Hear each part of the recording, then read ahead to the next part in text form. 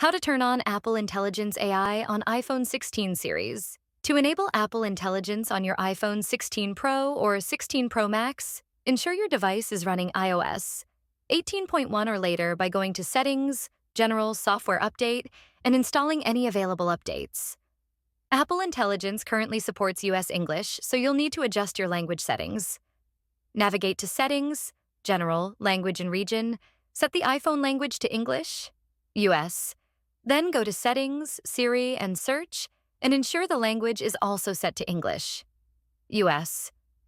Next, join the Apple Intelligence waitlist by opening Settings, tapping Apple Intelligence and Siri, and selecting Join the Apple Intelligence waitlist. You'll receive a notification once the feature is ready for activation. When notified, return to Settings, Apple Intelligence, and Siri, and toggle on Apple Intelligence to activate the feature. Keep in mind that Apple Intelligence is being rolled out gradually and may not be immediately available in all regions.